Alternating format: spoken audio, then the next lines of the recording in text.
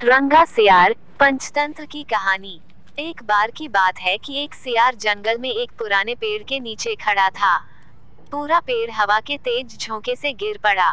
सियार उसकी चपेट में आ गया और बुरी तरह घायल हो गया। वो किसी तरह घिसटता घिसटता अपनी मांद तक पहुंचा।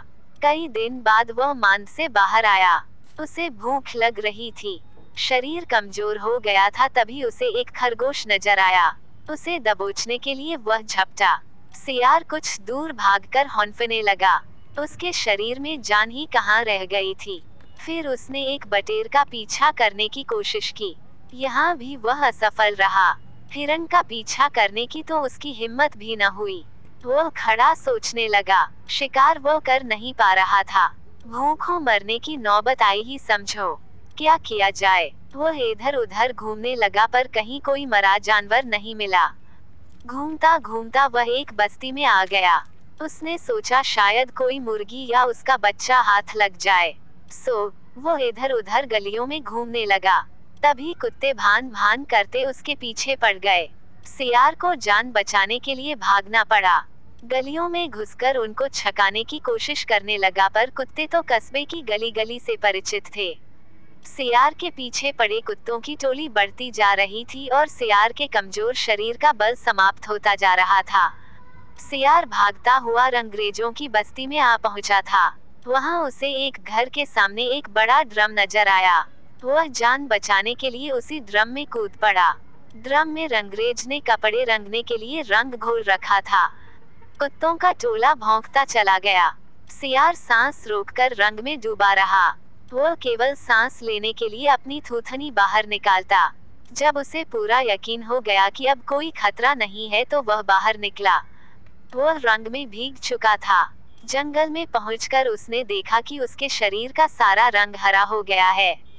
उस ड्रम में अंग्रेज ने हरा रंग घोल रखा था। उसके हरे रंग को जो भी जंगली जीव देखता, वह भयभीत हो जाता। उनको खौफ से कांपते देखकर रंगे सियार के दुष्ट दिमाग में एक योजना आई।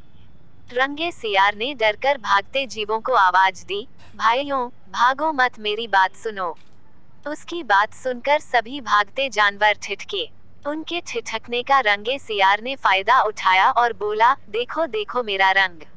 ऐसा रंग किसी जानवर का धरती पर है नहीं ना। मतलब समझो, भगवान ने मुझे यह खास रंग देकर तुम्हारे पास भेजा है। तुम सब जानवरों को बुला लाओ तो मैं भगवान का संदेश सुनाऊं। उसकी बातों का सब पर गहरा प्रभाव पड़ा। वे जाकर जंगल के दूसरे सभी जानवरों को बुलाकर लाए। जब सब आ गए तो रंगा सियार एक ऊंचे पत्थर पर चढ़कर बोला, वन्य प्राणियों, प्रजापति ब्रह्मा ने मुझे खुद अपने हाथों से इस अलौकिक रंग का प्राणी बनाकर कहा कि संसार में जानवरों का कोई शासक नहीं है। तुम्हें जाकर जानवरों का राजा बनकर उनका कल्याण करना है। तुम्हारा नाम सम्राट ककुदुम होगा। तीनों लोकों के वन्य जीव तुम्हारी प्रजा होंगे। अब तुम लोग अनाथ नहीं रहे। मेरी छत्र छाया में निर्भय होकर रहो।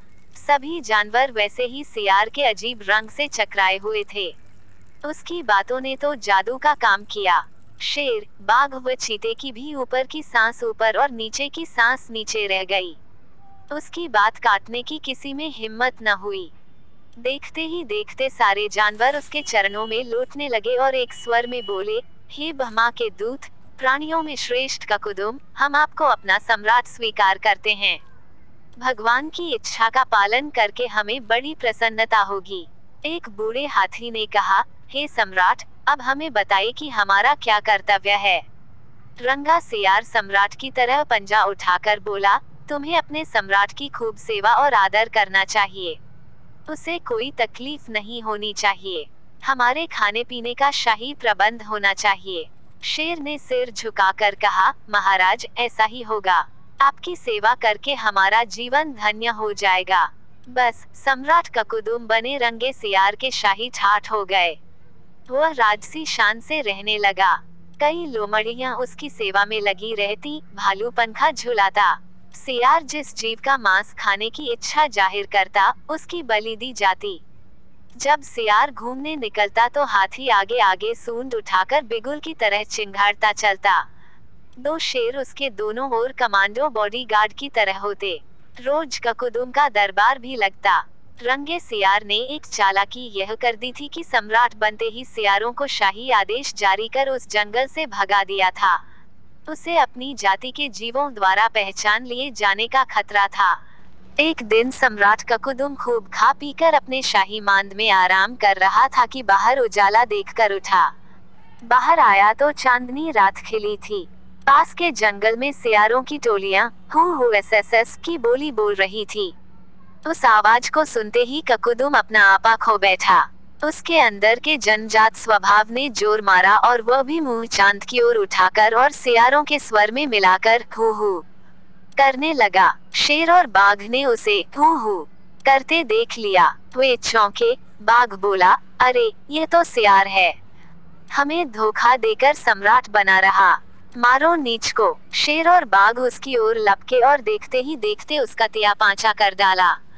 सीखा, नकलीपन की पोल देर या सबेर जरूर खुलती है। अगर यह वीडियो आपको अच्छी लगी हो तो हमारे YouTube channel Raju story boy 1 को सब्सक्राइब एंड शेयर जरूर करें और बेल आइकन का बटन दबाएं ताकि अगला वीडियो अपलोड करो तो सबसे पहले आपको मिले। पूरा वीडियो देखने के लिए आपका बहुत बहुत धन्यवाद।